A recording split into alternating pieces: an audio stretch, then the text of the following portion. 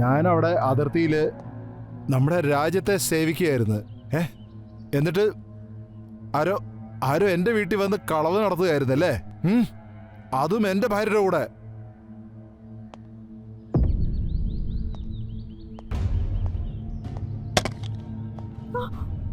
നോക്ക്, ഞാൻ നിന്നോട് വീണ്ടും പറയുക, എനിക്ക് കള്ളം പറയുന്നവരോട് നല്ല വെറുപ്പാ. അമ്മയാണ് സത്യം. അതുകൊണ്ട് സത്യം പറഞ്ഞോ, ഞങ്ങൾ രണ്ടുപേരും തമ്മിൽ എന്തായിരുന്നെന്ന്. ചേട്ടാ പ്ലീസ് പ്ലീസ് എന്നോട് ക്ഷമിക്കണം. ഞാൻ അറിയാതെ ചെയ്തതാ. ഇനിമേലാൽ ഞാൻ നിങ്ങളുടെ വീടിൻ്റെ അടുത്ത് പോലും വരില്ല. Promise, please. ഈ വൃത്തികെട്ട പണി നിങ്ങൾ ചെയ്യേണ്ടതൊക്കെ നിങ്ങൾ ചെയ്തു കഴിഞ്ഞു. ഇനി ഇവിടുന്ന് അങ്ങോട്ട് എങ്ങനെയാ? അവസാനമായിട്ട് ഒരു ചാൻസ്. ചെയ്ത തെറ്റുകൾ ഇത് അവസാനം. സത്യം പറഞ്ഞ എനിക്ക് നിങ്ങളുടെ അമ്മയെ പറ്റി ഒന്നും അറിയില്ലായിരുന്നു. എനിക്കറിയാവുന്നത് അവരെ പാമ്പ് കടിച്ചെന്നാ. എടാ, ആ പാമ്പ് നീയായിരുന്നു. പ്ലീസ് വേണ്ട.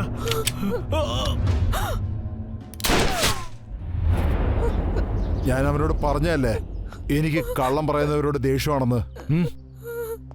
ഇവൻ ആ തെറ്റ് ചെയ്തു. ഇനി ആ തെറ്റ് നീ ആവർത്തിക്കരുത്. പറ, സത്യം എന്താന്ന് പറ. സത്യം എന്താന്ന് അറിയണോ അല്ലേ?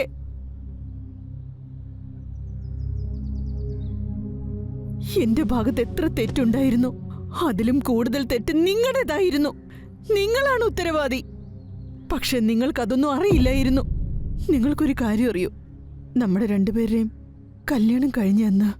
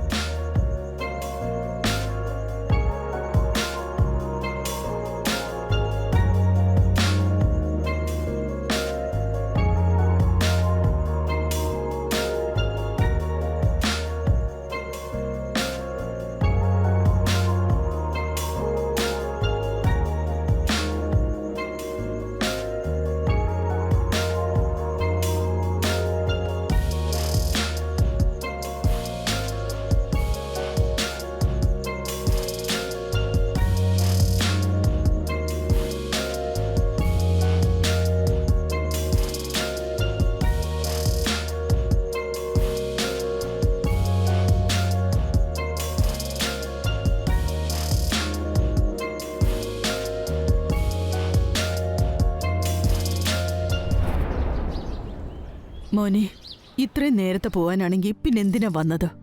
അമ്മ, എനിക്ക് പോയേ പറ്റൂ. ഏർജന്റാണ്. അവിടെ അതിർത്തിയിൽ ചെറിയ പ്രശ്നങ്ങളൊക്കെ ഉണ്ട്.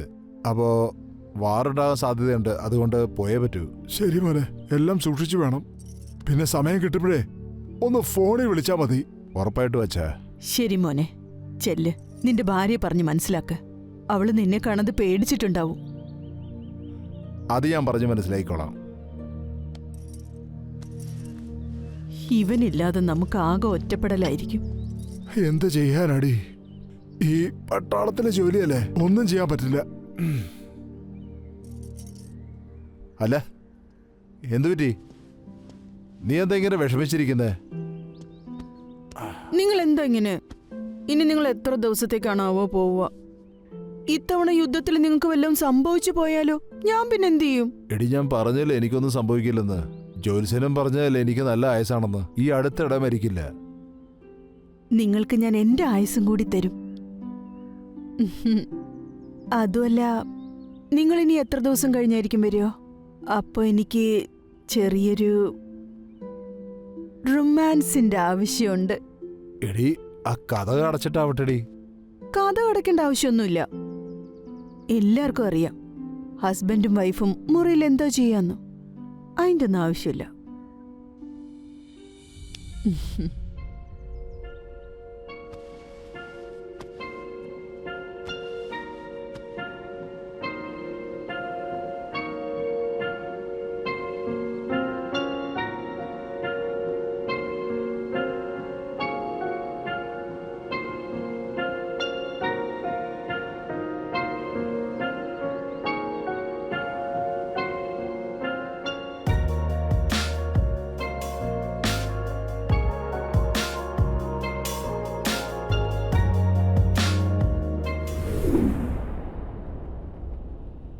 എന്നിട്ടെന്ത് പറ്റി? അച്ഛാ, ചില കാര്യങ്ങൾ എനിക്ക് ഒറ്റയ്ക്ക് സംസാരിക്കണം. എനിക്ക് ബുദ്ധിമുട്ടുണ്ട്, പറയാൻ പറ്റുന്നില്ല.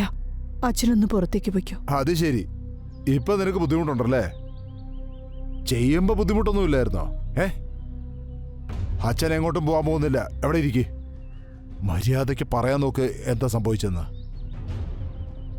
ശരി, ഞാൻ പറയാം. നിങ്ങൾ ജമ്മുവിലേക്ക് പോയപ്പോ ഞാൻ നിങ്ങളോട് സംസാരിച്ചിരുന്നു. പിന്നെ കുറച്ചു കഴിഞ്ഞപ്പോ ആഴ്ചകളോളം നിങ്ങളോട് സംസാരിക്കാൻ പറ്റിയില്ല. അതുകൊണ്ട് ഞാൻ പിന്നെ അതിന് ഞാനെന്ത് ചെയ്യാനാ? അതിർത്തിയുടെ അവിടെ നെറ്റ്വർക്ക് ഒട്ടുമില്ല. എനിക്കറിയാം. അതുകൊണ്ടാ ഞാൻ എൻ്റെ മനസ്സമാധാനത്തിന് വേണ്ടി ഇൻസ്റ്റഗ്രാമിൽ കയറിയത്. അങ്ങനെ കുറെ റീൽസ് കണ്ടു, സമാധാനിക്കുകയും ചെയ്തു. റീൽസ് ഇഷ്ടപ്പെടുകയാണെങ്കിൽ ലൈക്കും കമൻസും കൊടുത്തിരുന്നു. പിന്നീട് ഞാൻ പരിചയപ്പെട്ടത് സുരേഷിനെയാണ്. അതിനുശേഷം ഞങ്ങൾ തമ്മിൽ ഇഷ്ടമായി തുടങ്ങി. ആരും ഇപ്പൊ എണീക്കില്ലല്ലോ. ഇല്ല, ഇപ്പൊ ആരും എണീക്കില്ല. എല്ലാരും മൂടി പൊതച്ചു കിടന്ന് ഉറങ്ങുക. സത്യം പറഞ്ഞ നീ ഫോട്ടോയിലുള്ളതിനേക്കാളും നേരിട്ട് കാണാൻ സുന്ദരിയാ. അതിപ്പോ നീ വരുമെന്ന് എനിക്ക് ഒട്ടും വിശ്വാസം ഉണ്ടായിരുന്നില്ല. നീ വിളിച്ചാൽ എങ്ങനെയാ വരാതിരിക്കാൻ പറ്റാ? അതും നിന്റെ ഫോട്ടോ കണ്ടിട്ട് എത്ര നാളിരിക്കാനാ? എന്താടി ചിരിക്കുന്നേ?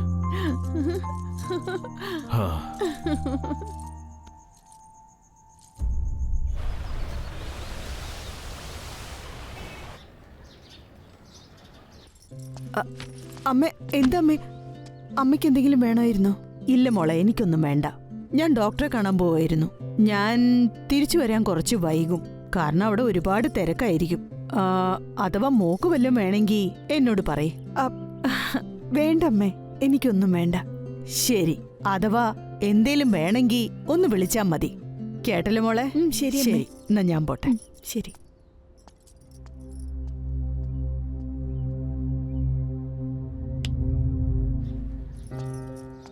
അതെ, ഞാൻ മോളോട് ചോദിച്ചു, അവൾക്കൊന്നും വേണ്ടെന്ന്. നമുക്ക് ഡോക്ടറെ അടുത്ത് പോ. ശരി, എന്നാ പോവാം. വാ.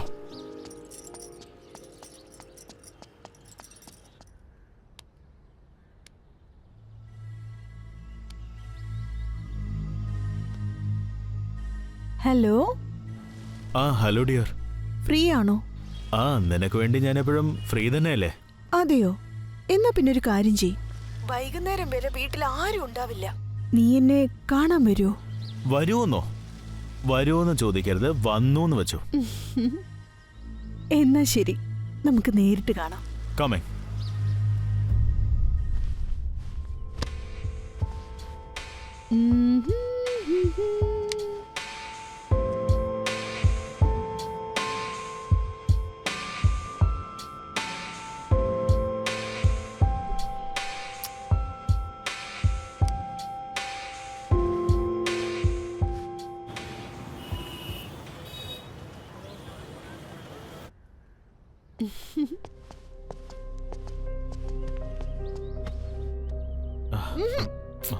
എന്തിനാ ഇത്ര തിരക്ക് കൂട്ടുന്നേ?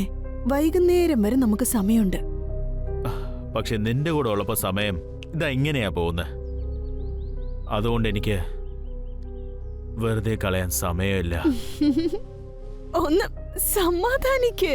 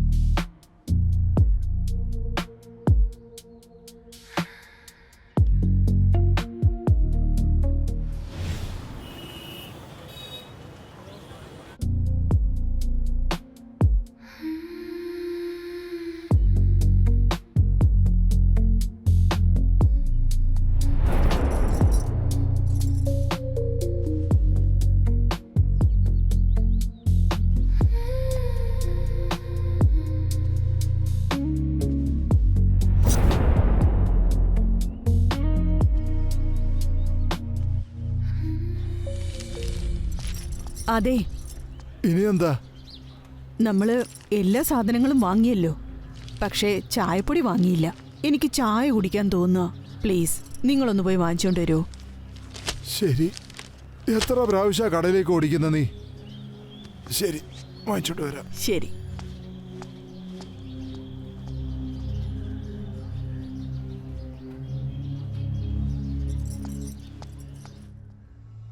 മനസ്സ് പറയുന്നതാ.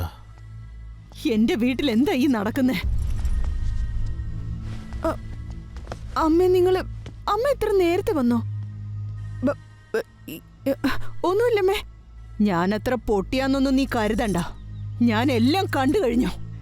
എനിക്കറിയാം, ചെറിയ പ്രായമാ, ഭർത്താവില്ലാതെ ജീവിക്കാൻ പറ്റില്ല.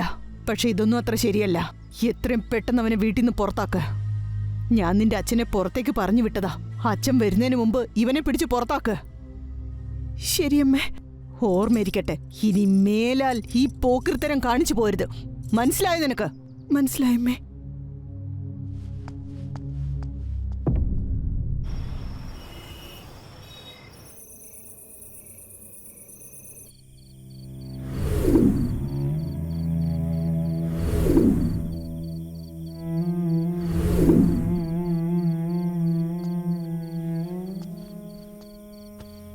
എന്താടി പറ്റിയേ?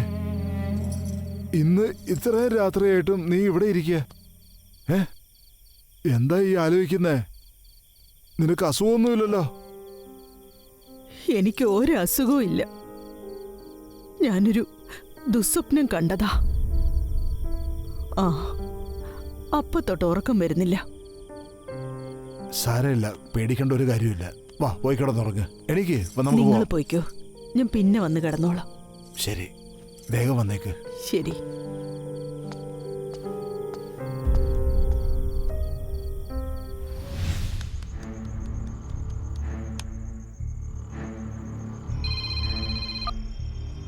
ഹലോ ഹലോ, ഈ കിളവി ഉണ്ടല്ലോ, കണ്ണും മിഴിച്ചു വെച്ച് അവിടെ ഇരിപ്പുണ്ട്. ഉറക്കമില്ല ഇവർക്ക്. ഇന്ന് നമുക്ക് കാണാൻ പറ്റുമെന്ന് എനിക്ക് തോന്നുന്നില്ല. ഒരുപക്ഷെ ആ കിളവിയെ നിന്റെ വഴിയിൽ നിന്ന് മാറ്റി തന്നാലോ? എന്താ ഇത് പോസിബിൾ ആണോ? പക്ഷെ എങ്ങനെയാ സംഭവിക്കുക? അതായത് ഇതാണോ നീ പറഞ്ഞു വരുന്നേ? പാമ്പും ചാവും തല്ലിയ വടിക്കൊന്നും സംഭവിക്കില്ല. പാമ്പെന്ന് പറഞ്ഞപ്പോഴേ ഓർമ്മ വന്നേ. നിന്റെ വീട്ടിൽ ഇടയ്ക്കിടയ്ക്ക് പാമ്പ് വരാറില്ലേ? മാത്രമല്ല, ന്യൂസ് കണ്ടിട്ടുണ്ടോ? ഇടയ്ക്കിടയ്ക്ക് അതിൽ പറയാറുണ്ട്, പാമ്പ് വന്നിട്ട് ഇയാളെ കടിച്ചു, അയാളെ കടിച്ചു എന്നൊക്കെ. ഒരുപക്ഷെ ഈ കിളവിയും ഒരു പാമ്പ് കടിച്ചാൽ? Best idea. പക്ഷേ ഈ കിളവിയെ എങ്ങനെയാ പാമ്പ് കടിക്കുക? അത് നീ പേടിക്കണ്ട. പാമ്പ് വളർത്തുന്ന ഒരാളെ എനിക്കറിയാം. അയാളുടെ അടുത്തുനിന്ന് ഒരു വിഷമേറിയ പാമ്പിനെ വാങ്ങി നിന്റെ അമ്മായച്ചൻ വീട്ടിലില്ലാത്ത സമയം നോക്കി ആ പാമ്പിനെ നമുക്ക് നിന്റെ അമ്മായിയമ്മയുടെ റൂമിലേക്ക് വിട്ടേക്കാം. അങ്ങനെ ആ പാമ്പ് ആ കിളവെ കടിക്കുകയും ചെയ്യും, അവര് നമ്മുടെ വഴിയിൽ നിന്ന് മാറുകയും ചെയ്യും. അത് ശരിയാ. എന്റെ അമ്മായിച്ചനുണ്ടല്ലോ, ഈ ഇടയ്ക്കിടയ്ക്ക് എങ്ങോട്ടെങ്കിലും പോയിക്കോളും. നീ നല്ല ഐഡിയ പറഞ്ഞ്. ശരി, നീ എത്രയും പെട്ടെന്ന് പാമ്പിനെ റെഡിയാക്ക്, എന്നിട്ട് വീട്ടിലേക്ക് വാ. പെർഫെക്റ്റ്. എന്നാ ശരി, ഇത് നമുക്ക് നടത്തിയെടുക്കാം. Okay, bye. Love you. Love you too. വൃത്തികെട്ട തള്ളം.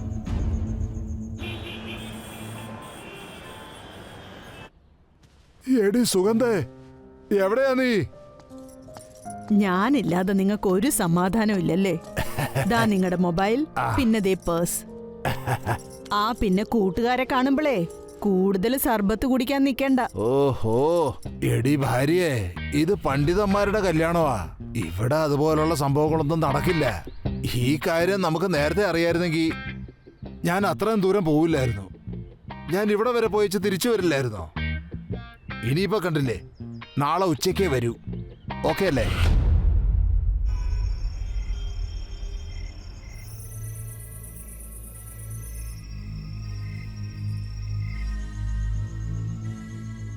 നീ ഇതെവിടെയായിരുന്നു?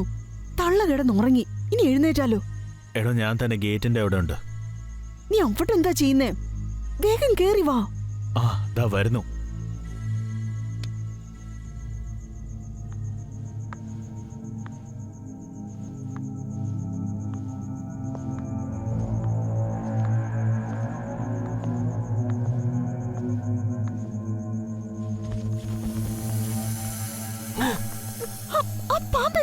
മോനെ അത് അങ്ങോട്ട് പോയല്ലോ.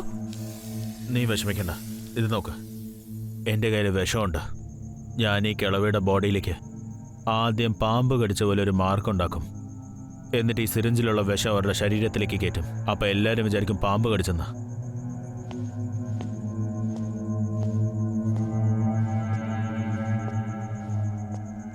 പതുക്കെ. അമ്മ എഴുന്നേറ്റോ? നീ രണ്ടും കൂടി എന്റെ മുറിയിൽ എന്താ ചെയ്യുന്നേ? ആ പില്ലോ എടുക്ക. എന്താ ചെയ്യണ്ടേ?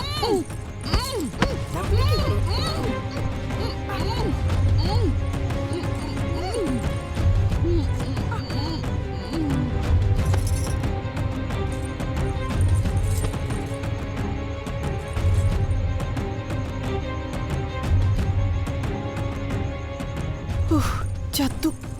ഇനി സമാധാനായി.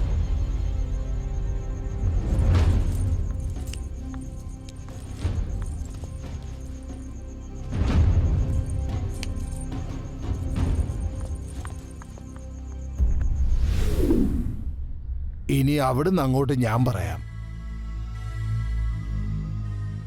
നിന്റെ അമ്മ മരിച്ചിട്ട് 10 ദിവസമായിട്ടുണ്ടായിരുന്നുള്ളൂ.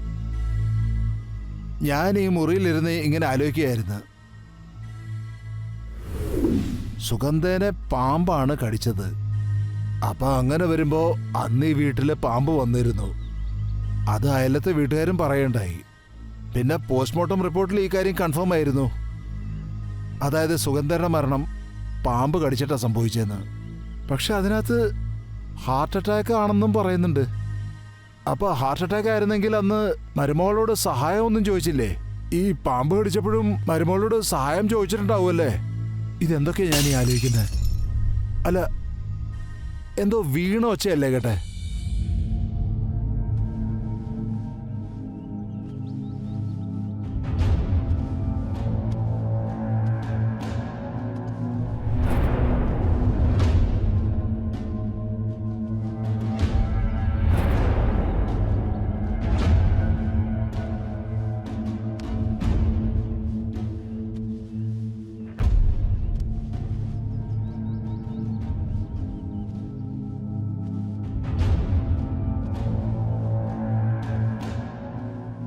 ഹലോ ഹലോ മോനെ അജിത്,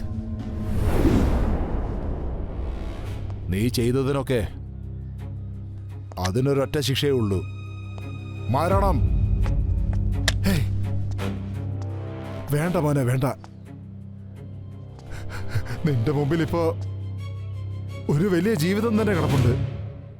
എനിക്കെന്താടാ? എനിക്കിനി കുറച്ച് നാളല്ലേ ഉള്ളൂ. ബാക്കിയുള്ള ജീവിതം ഞാൻ ജയിലിൽ കഴിച്ചു കൂട്ടിക്കോളാം, ഒരു കുഴപ്പമില്ല. അതും പറഞ്ഞിട്ട് എന്റെ ഭാര്യയെ മരിച്ചിരിക്കുകയല്ലേ മോനെ. മോൻ പോലീസിനെ വിളിക്ക്. എന്നിട്ട് ഈ പുണ്യം ഞാൻ നിർണയിക്കട്ടെ.